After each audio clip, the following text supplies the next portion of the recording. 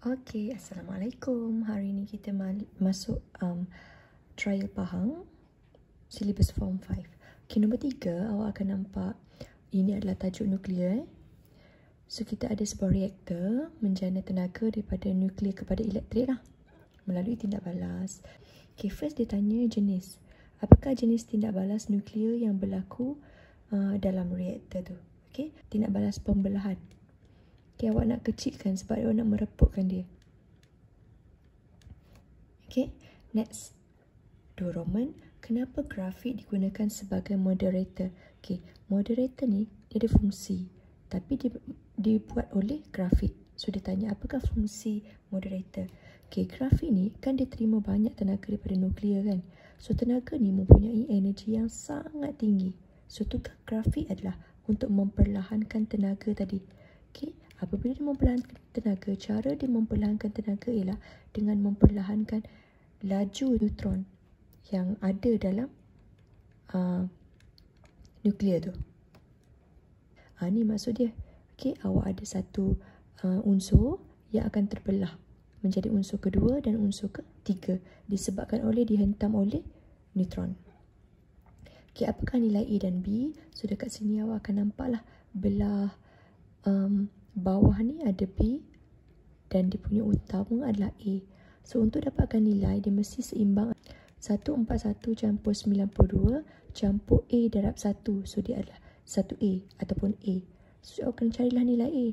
Awak gerakkan saja awak punya nombor ni dan at the end of the day, awak akan dapat A itu adalah 3. Maknanya bilangan neutron ni ada 3 biji. Okay, 1 darab 3. Okay, next. Cara nak cari B, awak kena tengok belah bawah pula. So, belah bawah dia adalah 92 campur 0, 92. 56 campur bawah campur A darab 0. A darab 0 adalah 0. So, dia akan terus dapat B lah. Macam ni. So, at the end of the day, awak tekan kalkulator awak, B awak akan dapat 36. Semasa tindak balas, soalan dah bagi dekat sini maklumat energi. Ini adalah energi awak berunit joule. Hitungkan cacat jisim. So, cacat jisim awak ialah perubahan jisim. Einstein menyatakan E sama dengan mc square. Masukkan nilai 1.65 darab 10 kuasa negatif 3. Cacat jisim awak tak tahu. Hal laju dia sama dengan hal laju cahaya. Jangan lupa kuasa 2. Okay, jadikan M sorang-sorang. So, cacat jisim awak tekan kalkulator, awak akan dapat 1.833 negatif 20. Okay, so dia adalah sebenarnya dalam bentuk kg. Kemudian sila tengok untuk tingkatan 5 yang seterusnya. Ini adalah tajuk elektronik. Awak akan nampak soalan pertama dia tanya komponen X. Komponen X ni awak dah kenal lah. Dia adalah nama diode. So, tulislah. Dia nak nama sahaja kan. Okey. Terangkan apa terjadi kepada mentol apabila switch dihidupkan. Okey, so kita switch on lah. Okay. Pandang dia punya litar. Current akan flow keluar daripada terminal positif bateri dan negatif ni sebenarnya di elektron lah akan lalu. Tapi sekarang ni untuk litar ni kita just pandang arus punya laluan sahaja. Okay, arus lalu dan dia menentang laluan diode. Maknanya diode itu ke sana, arus ke seberang yang bertentangan. So, di sini akan berlaku pincang songsang. Okay, sebab dia tidak searah. Mentol itu tidak menyala. Awak tengok markah bila awak jawab tu. So, dekat sini apabila markah 2 bererti dia nak awak terangkan. Okay. Bila hidup on switch, mentol tak nyala. Dia tanya kenapa. Awak ambil balik punca tadi. Berlakunya pincang songsang. Okay. So, kita tengok seterusnya soalan B. Dia suruh complete the diagram. Okay. Lengkapkan litar. Oh, not yet. Dia tanya proses dulu. So, kira 1, 2, 3, 4. Dekat sini awak dah tahu dah. Bila dalam tajuk elektronik, benda yang bergambar macam ni, awak akan kata satu proses rektifikasi. Jangan sebut rectifier tau. Dia bukan alat, dia tanya proses. So, dia mesti rektifikasi. Dalam bahasa Inggeris, rectification. Okay. So, rektifikasi sebab ada 4 diod digunakan, kita akan kata rektifikasi gelombang penuh, full diletak diod 4 tu. Okay, ni baru lukis komponen sebab memang diletak ruang kosong kan. So pastikan daripada ni persimpangan ni awak buat arah diod itu hala ke arah jam, searah. Macam ni. So kalau saya buat dia punya depan, ni dia punya belakang, macam tu lah. Dan di persimpangan ni pula awak turun ke bawah, dia punya arah anak panah ke sana pula, lawan jam. Okay, buat dia punya belakang, buat dia punya belakang, buat dia punya depan, buat dia punya depan. Next, berdasarkan proses, lakukan bentuk surihan jika dihidupkan OSK ni. Alright. So dekat mana OSK tu terletak? Awak kena tengok gambar lah. So OSK tu letak di sebelah kanan, bererti dia terletak di sebelah output. Bererti awak kena tengok selepas rectification tu apa jadi. So ini adalah proses di mana arus ulang alik ditekankan kepada arus terus. Bermakna kalau dulu awak punya arus ulang alik, so yang baru ni akan membentuk arus yang terus. Itu maksud dia. Awak tengoklah dia punya ruang. Katakanlah saya nak guna ruang ini sebagai ruang macam tu. Pastikan di sini juga sama dan di sini juga sama. Ada pelajar kalau dia nak pakai kotak yang kecil sikit, pastikan sama juga lah. Okey, kemudian dikata ada satu kapasitor disambungkan. Fungsi kapasitor adalah meratakan arus. Meratakan arus ataupun menyimpan cas. Dua-dua ni betul. Bererti benda yang macam gini akan cuba untuk diratakan. Alright? So bila diratakan, awak punya komponen kapasitor akan disambungkan secara selari dekat sini. Macam tu, sentuh litar atas bawah. Okay, barulah dia akan buat kerja dia. So kalau tadi awak pakai 2 petak atas dan 2 petak bawah sebanyak 3 kali, tapi dia diratakan. Sebagai contoh, cikgu buat macam ni. Ini yang asal yang pertama. Tapi bila ada kapasitor, dia akan lalu juga, badan dia akan diratakan. Macam tu. Dia takkan boleh turun ke bawah dah. Dia akan diratakan macam bonggol. Kita landaikan sikit, so dia akan nampak macam ni lah. Okay, 1 markah. Apa fungsi kapasitor? Cikgu dah kata tadi sebagai perata arus atau meratakan arus. Awak ada graf kinetik maksimum. Okay, apabila kinetik maksimum dekat sini, graf tenaga lah. Cuma tenaga tu awak punya hal laju menggunakan hal laju maksima. That's why tenaga yang terhasil pun kinetik maksima. Okay, formula tenaga sepatutnya awak tahu kalau dia adalah kelajuan, dia akan melibatkan yang ni lah. V ni lah yang akan maksima. Tapi tenaga juga kalau melibatkan elektrik, dia akan ada formula ini. Yang ni mesti dalam kepala awak. Awak kena faham dah. Okay, sebelah paksi X pula, dia akan melawan frekuensi. Untuk graf yang macam ni, awak kena tahu siapa-siapa yang berada dekat sini. Okay, kalau dia adalah frekuensi dan kinetik maksimum, di sini adalah kedudukan frekuensi ambang. Ni awak kena hafal. Okay, that's why dia akan keluar macam ni. Okay, berarti dia akan tanyalah untuk koordinat A06 dan koordinat B1.8 ni. Apa maksud A, apa maksud B? Okay, sekarang first kita tengok maksud dulu. Apa itu frekuensi ambang? Frekuensi ambang ialah frekuensi, saya habiskan periksa pun kena habiskan. Frekuensi minimum yang diperlukan. Diperlukan oleh siapa? Okay, diperlukan oleh cahaya. Kalau masih ingat logam, okay, apabila ada satu cahaya datang, apa frekuensi yang ada yang perlu supaya elektron ni boleh terlepas keluar? Untuk dia terlepas keluar, dia memerlukan frekuensi yang minimum. Okay, barulah dia terlepas dan menghasilkan kesan fotoelektrik. Okay, so akan kata menghasilkan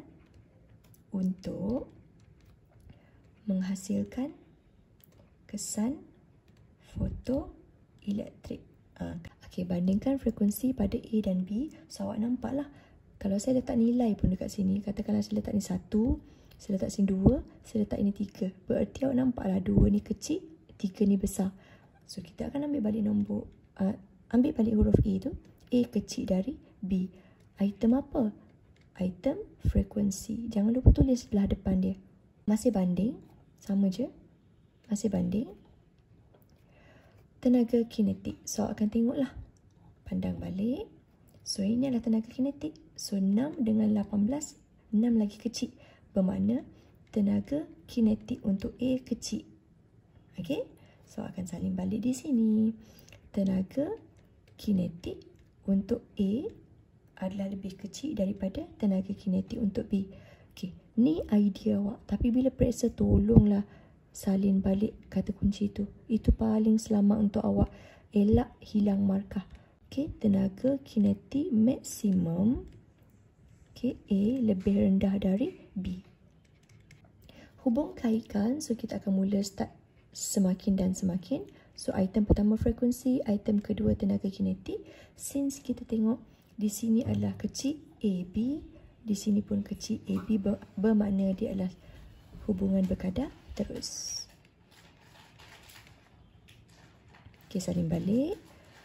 Frekuensi salin balik. Tenaga kinetik salin balik. Habiskan. Okey, so saya kata berkadar terus tadi kan. So salinlah tinggi dengan tinggi atau rendah dengan rendah. Okey, untuk soalan C, kita tengok pada arahan dia nak satu soalan frekuensi ambang. Jadi pelajar kena pergi ke bahagian ni. Cari frekuensi ambang guna formula nombor 8. Okey, untuk soalan ni. Frekuensi kerja sama dengan pemalar Planck darab frekuensi ambang. So dekat sini fungsi kerja 1.66 elektrovolt. So awak punya pemalar Planck awak given 6.63 10 kuasa negatif 34. Awak ambil saja pada muka surat hadapan dan dia suruh cari frekuensi ambang. Okey, tapi awak kena hati-hati Awak punya work function dalam bentuk elektrovolt awak kena tukar kepada joule.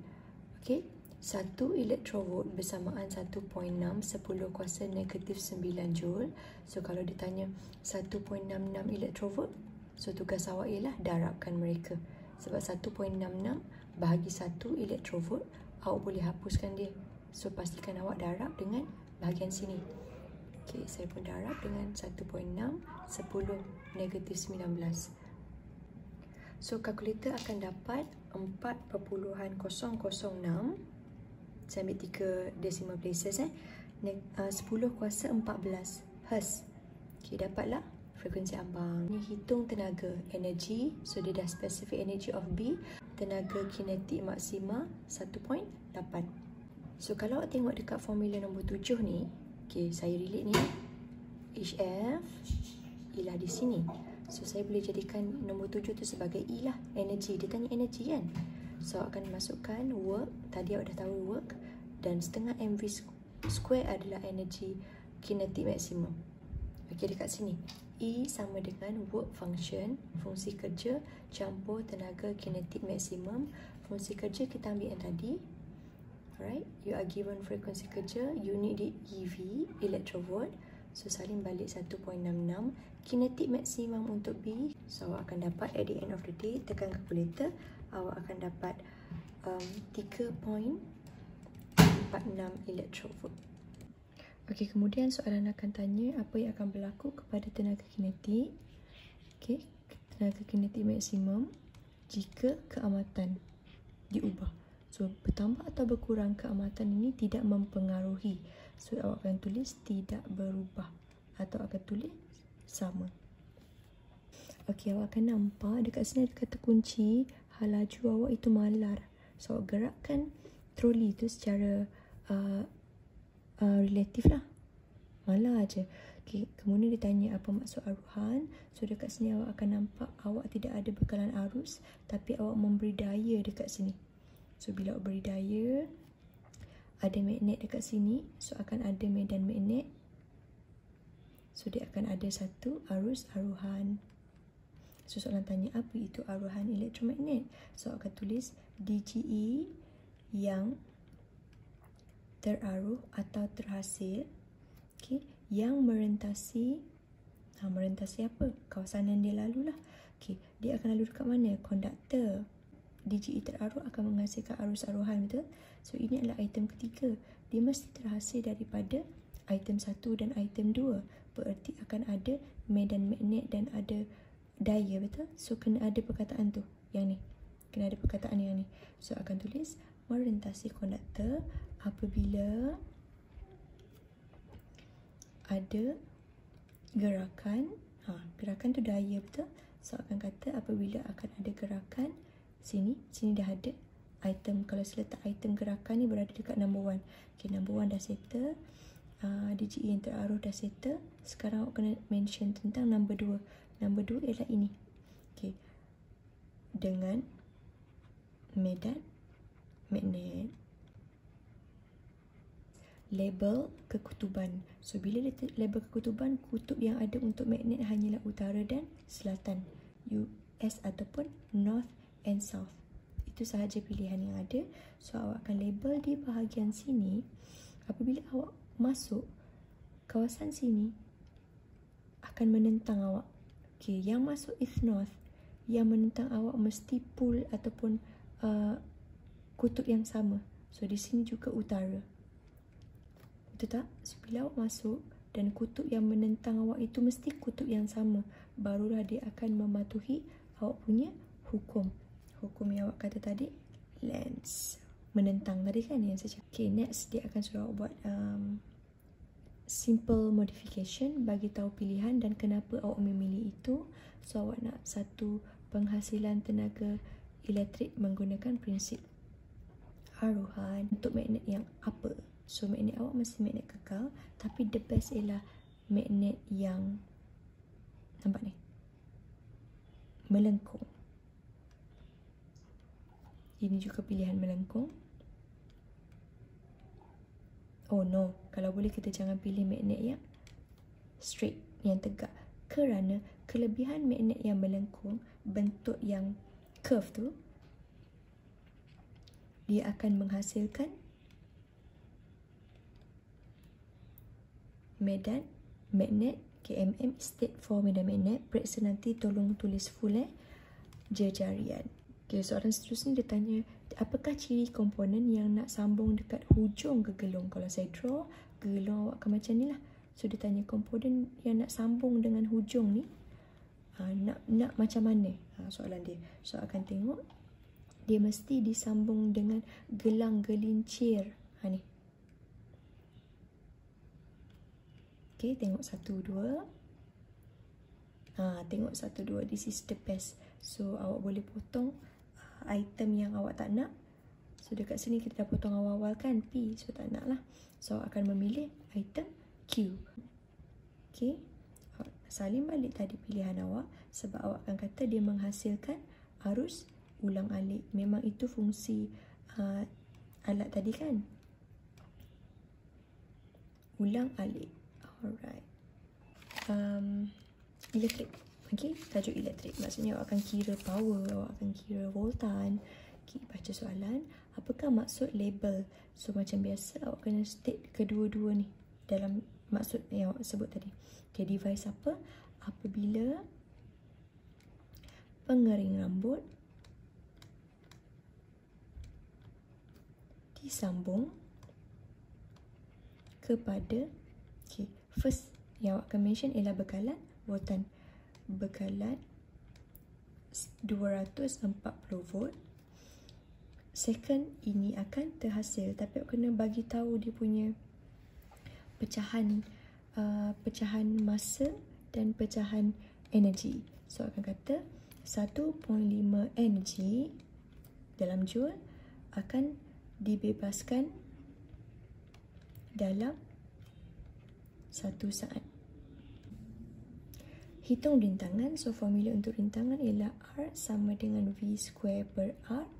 R sama dengan V square per P. Kita guna balik maklumat yang kita ada sebab kita ada V dan P kan. So masukkan nilai 240 square bahagi 1500, awak akan dapat 38.4 unit. Jangan lupa ohm. Next, awak kena cari antara ciri yang sesuai untuk pengering itu berfungsi dengan cekap. Maksudnya mungkin cepat panas, okay? cepat panas, maksudnya masa yang singkat. So akan pilih nichrome. Okay, so akan nampak awak nak tenaga haba itu besar, betul? Barulah rintangan besar. Ni relationship lah dia. Dia ada kaitan antara satu sama lain. Kalau saya buat dalam bentuk hubungan, untuk dapatkan R yang besar dan energi haba yang besar, dia adalah dalam masa yang singkat. So akan pilih nichrome. Saya ambil satu saja alasan, rintangan tinggi yang halus. Ni diameter.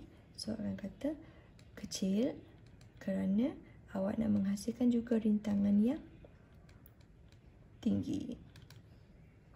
Yang ketiga, takat lebur. Kita tak nak melebur tau. Kita tak nak dia cepat melebur. So takat dia mesti susah nak sampai. So kita akan kata takat lebur dia tinggi.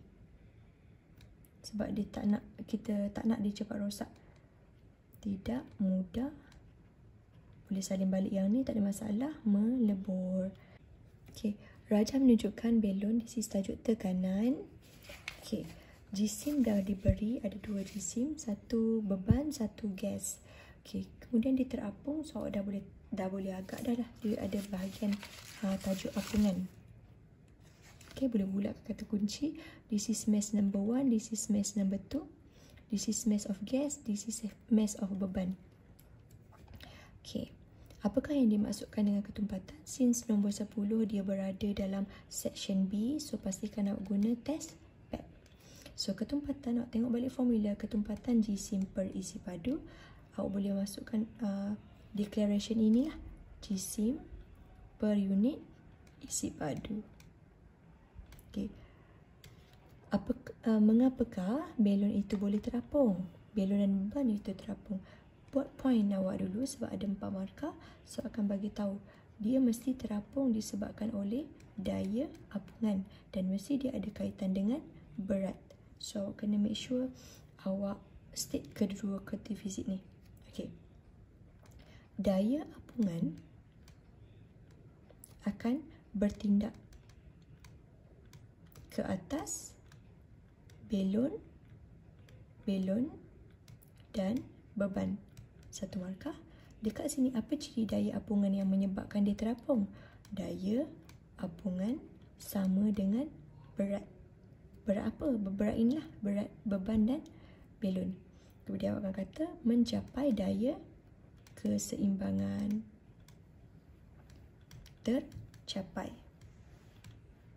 So akan kata daya paduan dia sifar. Sebab FA tolak W sama dengan sifar. Oleh sebab itu FA sama dengan W. So, daya paduan sifar. So, that's why awak akan kata prinsip Archimedes R. Ingat Archimedes digunakan. Sekarang awak kena menghitung, awak kena mengira daya, force. Apakah daya apungan? So, daya apungan awak kena guna, since awak kata dia adalah berat, so pastikan awak guna formula berat sajalah. So, masukkan saja nilai. Jisim adalah 25 sebab awak satukan belon dengan beban, dan graviti masukkan nilai, so awak akan dapat 245.25 Newton. Okey, satu dah settle. Kemudian dia kata tali yang mengikat itu putus at the end. Okay, belon itu ringan, betul? So bila dia terputus, so dia akan lebih daya terapung. Okay, so kalau saya buat ketaksamaan, dia akan jadi macam ni lah. Okay, so akan tulis dia mengalami pecutan, berarti awak akan cakap F itu lebih besar daripada berat, barulah dia mengalami pecutan. Sebab ini adalah daya paduan MA. Okey, selepas awak masukkan balik nilai yang tadi, F apungan tu 245.25 Newton tolak dengan berat awak ialah berat 5 mg. Okey, darab 9.81. Ini juga awak akan gunakan 5. Dia adalah jisim belon. Sebab belon tu yang terapung kan. Okay. Soalan tanya, apakah nilai pejutan? So, tekan kalkulator, selesaikan sebelah kiri, kemudian jadikan A sorang-sorang, awak akan dapat 39.24 unit pejutan kuasa 2. Jangan tertukarlah dengan hal laju. Kemudian this is modification. Dia akan tanya awak kapal selam. Bererti kapal selam ni macam mana dia nak, first step mungkin dia akan berada di keseimbangan, atau mungkin dia akan tenggelam sepenuhnya, ataupun mungkin dia akan terapung sepenuhnya. Okay, tengok soalan. Yang manakah paling sesuai berfungsi untuk jangka masa lama di laut dengan cekap? So, awak akan pilih kapal selam yang sejenis tahan lasak lah. Tu yang paling penting sekali. Bentuk dia macam mana? Hydrodynamic ke hydrofoil? Awak kena kenal di lautan dan di udara. Apa nama istilah dia? So, dekat sini, saya akan pilih dulu dynamic dekat belakang. Okay. So, saya akan padam semua foil sebab foil ni adalah untuk kapal terbang. Okay. Kapal terbang dekat udara. Foil kat atas. Kalau dynamic dekat di bawah laut. So, antara pilihan V dengan X. Okay, ni saya nak, ni saya nak. Saya nak lagi ballast tank yang besar. Kenapa saya nak ballast tank yang besar? Sebab dia boleh mengisi isi padu air yang banyak. So, saya punya pilihan adalah V. Okay, tak perlulah nak tengok semua benda. Dan ini paling bagus juga. Sebab awak tak nak karat. Tak nak karat. So, awak kena tengok kadar oxidation dia rendah. Okay, separuh hayat ni pun tahan lama lah. Panjang. Salin semua ni saya buat dalam bentuk ni je. Panjang, hydrodynamic, tangki ballast yang besar, kadar karatnya yang rendah. Okay, awak dah dapat markah 6 at least. So, sekarang awak nak tulis dia punya alasan. So, ini bila separuh hayat panjang, maksudnya dia akan dapat digunakan dalam masa yang panjang. Yang kedua, kenapa awak ambil hydrodynamic? Kurang geseran berlaku di dalam laut. Okay, kita nak bagi dia terus je flow. So, tangki balas yang besar, awak akan mendapat daya apungan yang besar. Okay, untuk mengelakkan karat. Itu sahaja.